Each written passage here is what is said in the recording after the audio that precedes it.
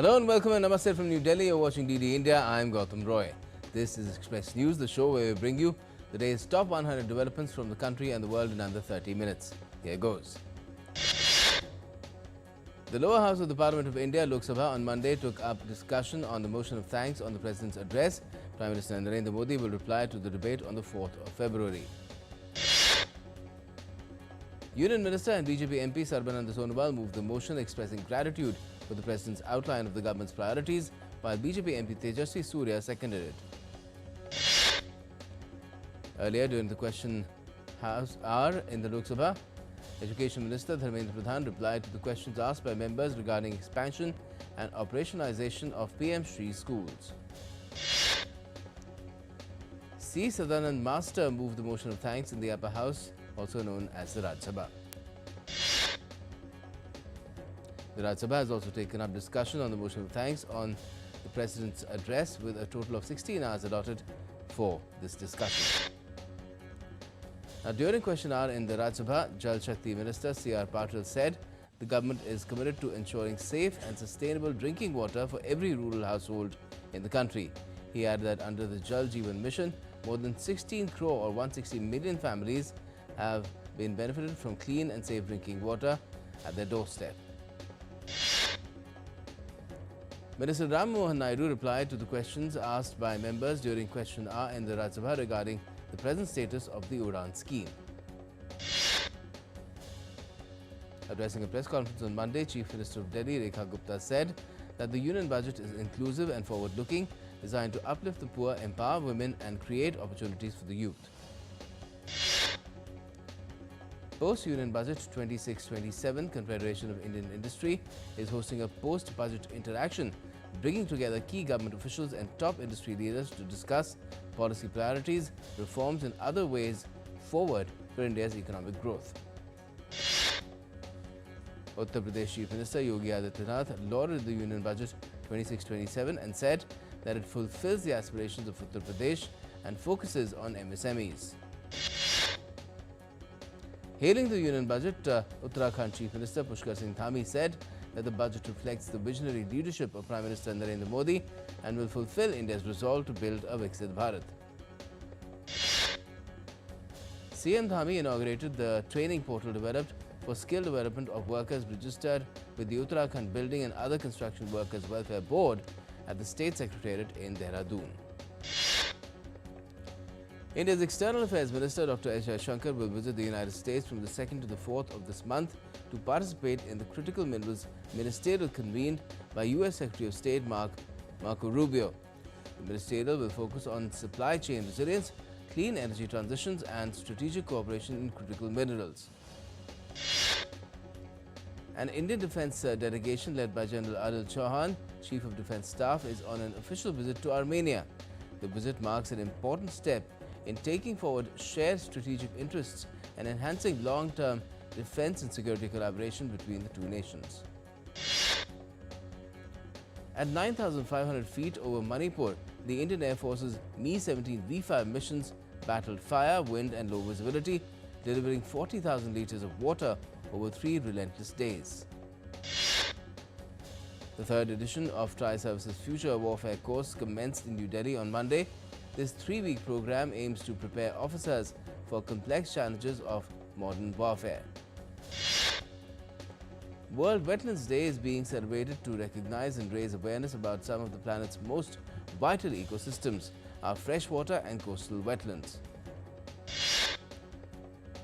Goa Chief Minister Pramod Sawant addressed the state-level celebration of World Wetlands Day 2026, organized by the Goa State Wetland Authority in Karapur.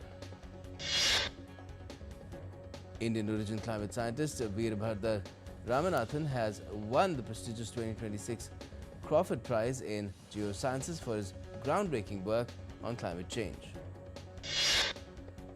Delhi High Court on Monday 4. At close, the wider BSE Sensex climbed 943.52 points on Monday to settle at 81,666.46. The Indian rupee also ended higher at 91.5. The Indian rupee also ended higher at 91.51 per USD on Monday. Gold futures maturing on the 2nd of April was priced at 147,111 rupees per 10 grams on the multi-commodity exchange. Silver futures for the 5th of March maturity stood at 249,647 rupees per kg on the MCX. Brent crude oil futures dropped over 5%, around $66 per barrel on Monday, with $66.3 per barrel. The International Monetary Fund has forecast global headline inflation to decline to 3.8% in 2026 and further to 3.4% in 2027, driven by softer demand, lower energy prices and improving supply conditions. Asian shares slumped Monday as chaotic selling in precious metals rattled investors ahead of key earnings and central bank meetings. South Korea's Kospi dropped 1.95% to 5,122.62, while Japan's Nikkei fell 1% after an early rally faded. South Korea signed a contract with Norway to supply the Chunmoo multiple launch rocket system valued at $896.4 million. Presidential Chief of Staff Kang Hoon-sik announced after meeting Norway's defense minister during his visit.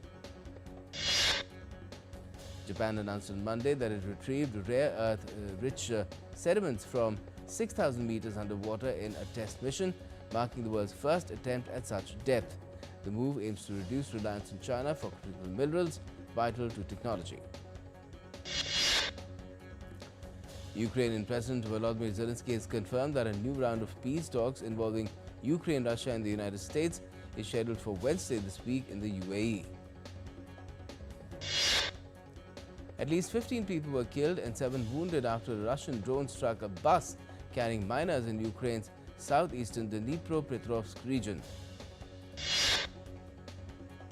A Ukrainian drone also struck a residential building in Stary Oskol in Russia's Belgorod region overnight into Monday, sparking a fire and causing partial collapse.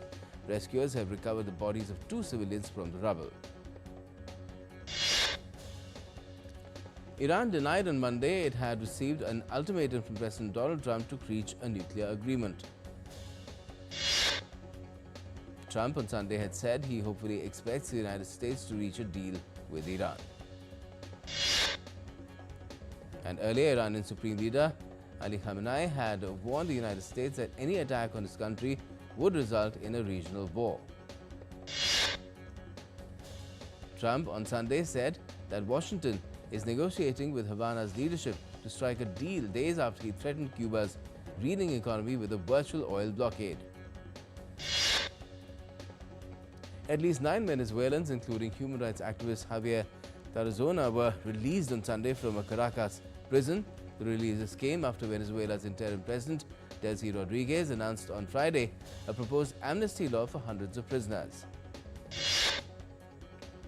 5-year-old Liam Ramos and his father were back home on Sunday after being detained by immigration officers during a Minnesota raid. Both had entered the United States legally as asylum applicants.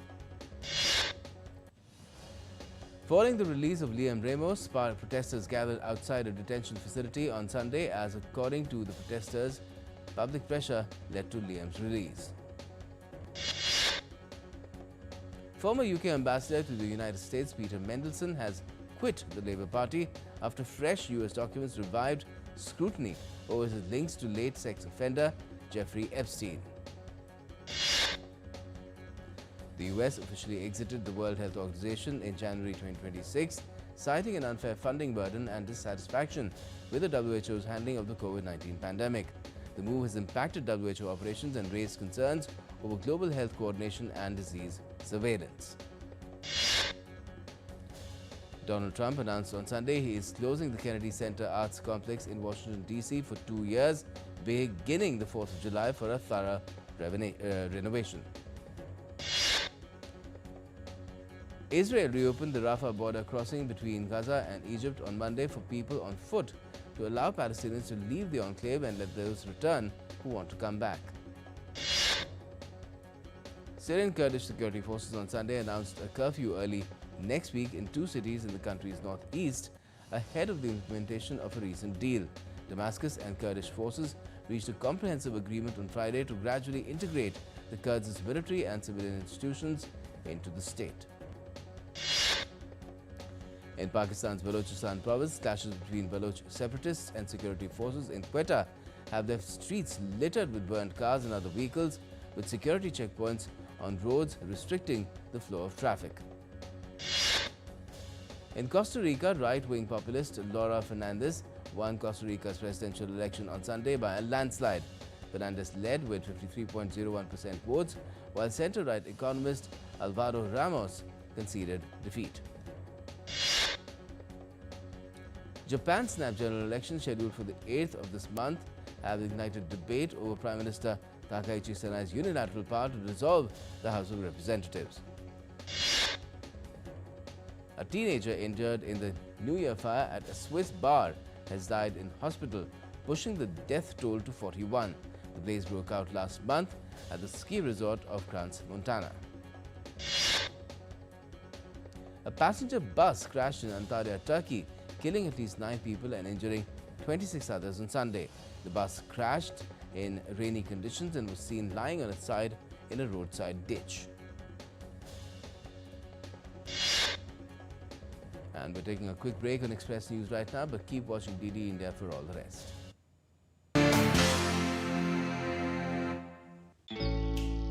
Jharkhand will mesmerize you with majestic nature, rich heritage and colorful culture. Hello. Johar. Johar. Arey, it fits perfectly. Thank you. Full workout हो गया. Ready?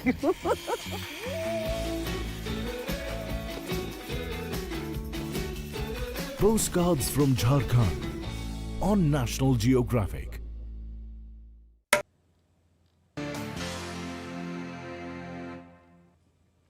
Welcome back. You're watching DD India and this is Express News. Let's continue. Extreme cold swept Poland as prolonged sub-zero temperatures caused the Baltic Sea to partially freeze.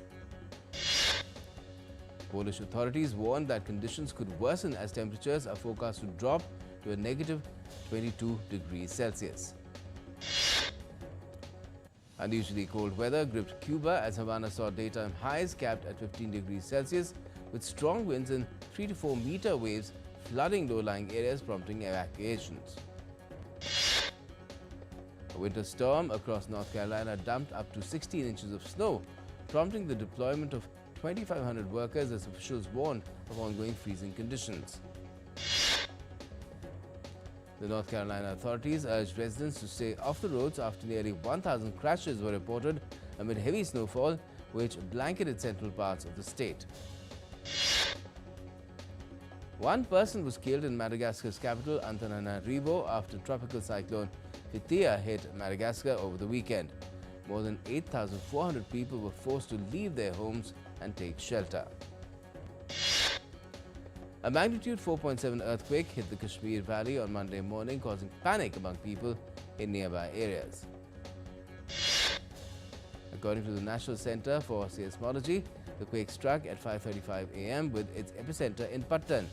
Officials said there were no reports of damage or injuries so far. Dense fog engulfed Delhi on Monday morning, resulting in reduced visibility as the National Weather Forecast reported dense to moderate fog in the region throughout the week. Similar dense fog was witnessed in Uttar Pradesh as temperature dipped further on Monday due to weather changes. Renowned sand artist Manas Kumar Sahu created a 2-hour sand animation depicting key messages and public sentiment around the Indian Union Budget 2026 presented on Sunday. Thousands gathered to witness the annual float festival at Mariamman Teppakuram temple in Tamil Nadu, marking the conclusion of the 12-day Thai Pusam festival. Rajasthan's Jaisalmer comes alive with the 44th Maru Mahotsav celebrating Thar desert culture through folk music, traditional attire, cultural programs and decorated camels. Locals in Himachal Pradesh's Lahore marked the traditional New Year festival known as Halda. Festivities included music, bonfires and prayers, preserving cultural heritage and passing traditions to younger generations. The 38th Rose exhibition at Indoor's Gandhi Hall showcased over 3,000 flowers across 325 varieties, including rare and hybrid roses, delighting visitors during the two-day event. Indian origin climate scientist Veerbhadran Ramanathan has won the 2026 Crawford Prize in Geosciences for his pioneering research on superpollutants, atmospheric brown clouds and climate-changing effects. The month-long Madhav Narayan Swasthani festival in Nepal concluded with devotees taking holy baths, fasting and participating in rituals, while the deity's idol was paraded at temples. India's Border Roads Organization has shared a video showing 3 snow leopards walking together in the high-altitude Himalayas, suggesting a positive coexistence between infrastructure and wildlife. La Paz's streets burst into color as troops of brightly costumed Pepinos danced through the Bolivian capital, reviving one of the carnival's most playful traditions. Residents in western Moscow are taking to the icy Moscow River to practice ice floating, a growing winter activity where participants wear rescue wetsuits to float in freezing water. Organizers say the ice floating trend, popular in places like Lake Baikal, is drawing thrill seekers in the capital despite temperatures dropping to minus 20 degrees Celsius. Japan on Monday said it retrieved sediment containing rare earth elements from a depth of 6,000 meters during a recent deep-sea mission. Venice kicked off its 2026 carnival with colorful celebrations as the giant Pantagana floated down the Grand Canal amid confetti, with themed boats and masked performers paraded before cheering crowds. Travelers from Guangzhou's Baiyun Airport as China's Spring Festival travel rush began ahead of the Year of the Horse despite economic uncertainties. Nairobi Fashion Week spotlighted upcycled designs under a decarbonized theme as Kenyan designers pushed slow fashion in contrast to the daily influx of second-hand clothes at Gikomba Market. From the entertainment world, the 68th Annual Grammy Awards kicked off at the Crypto.com Arena in Los Angeles, celebrating music and resilience. Hosted by comedian Trevor Noah for the 6th and final time, with spirits running high after a series of history-making moments in the pre-award ceremony. Tibetan spiritual leader the Dalai Lama has been awarded the Grammy for his audiobook Meditations, the Reflections of His Holiness the Dalai Lama, at the prestigious award ceremony.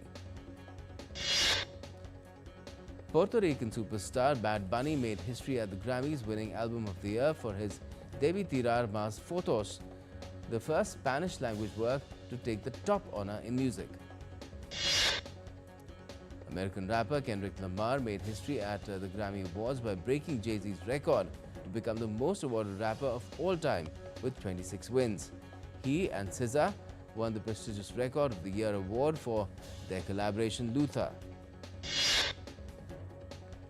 American singer Lady Gaga added another milestone to her storied career, winning a Grammy in the category of Best Pop Vocal Album for her latest record, Mayhem. American singer Billie Eilish and her brother and principal collaborator Phineas O'Connell won the award for Song of the Year for Wildflower at the Grammys. English musician Lola Young has bagged the Best Pop Solo Performance Award at the 68th edition of the Grammys, beating major pop stars including Justin Bieber, Lady Gaga and others. Singer-songwriter Olivia Dean was crowned Best New Artist at the 2026 Grammys in Los Angeles. The 26-year-old became a first-time Grammy winner. Musician Young Blood took home the 2026 Grammy for Best Rock Performance with his powerful performance on Changes, marking a milestone moment in the British rocker's career. Golden Song from K-pop Demon Hunters movie won Best Song Written for Visual Media at the Grammy Awards premiere ceremony, marking the first-time Grammy victory for a K-pop act. In sports, the International Cricket Council on Sunday issued a statement taking strong objection to the announcement by the Pakistan government of forfeiting the T20 World Cup match against India. The ICC said that this decision is not in the interest of the global game. The World Cricket Body further sent a word of caution, hoping that the PCB will consider the significant and long-term implications for cricket in its own country, as this is likely to impact the global cricket ecosystem. The ICC stressed that its events are founded on sporting integrity, competitiveness, consistency and fairness, and any deviation from full participation would undermine the spirit and sanctity of its competitions. BCCI Vice President Rajiv Shukla has said that India agrees with the ICC's stance on sportsmanship regarding Pakistan's boycott of their T20 World Cup match against India and will comment only after speaking with the ICC. Former Indian cricketer Madan Lal has warned of serious consequences for Pakistan cricket for boycotting the Indian matches, adding that Pakistan is damaging its own cricket with this decision. Australian fast bowler Josh Hazlewood will not travel with the squad for the early part of its T20 World Cup matches as he continues his rehabilitation after recovering from an injury in Sydney. The Delhi Capitals secured a convincing 5-wicket win against the UP Warriors in the final league stage fixture of the Women's Premier League. Spinners Ayush Matre and Kiran Patel starred with the ball as India defeated Pakistan by 58 runs in the Under-19 World Cup match in Bulawayo to book a semi-final berth. In tennis, world number 1 Carlos Alcaraz celebrated his maiden Australian Open title after sweeping past Novak Djokovic in the final at the Rod Laver Arena on Sunday. Alcaraz became the youngest man at the age of 22 to complete a career Grand Slam, surpassing legendary Rafael Nadal, who was 24 when he completed the career Grand Slam. After his maiden title, Carlos Alcaraz said having Rafael Nadal watch in the crowd helped drive him to a maiden Australian Open title and made the win even more special. In badminton, young Indian shuttler Devika Sehag clinched her maiden BWI Super 300 crown after Malaysia's Goh Jin Wei retired midway at the Thailand Masters final in Bangkok. In football, Manchester City blew a 2-goal lead to draw 2-2 at Tottenham Hotspur on Sunday, handing its North London rival Arsenal a huge Premier League title boost. Arsenal in turn lifted the inaugural FIFA Women's Champions Cup, defeating Brazil's Corinthians 3-2 in a rain-soaked final at the Emirates Stadium. And the International Olympic Committee has said that the Milano Cortina Olympics will live up to their billing as the greatest winter sports show on earth, despite last-minute efforts to get venues, including the ice hockey stadium, ready for next week's start. And that's all we have at the moment in this edition of Express News. For all the latest, keep watching DD India.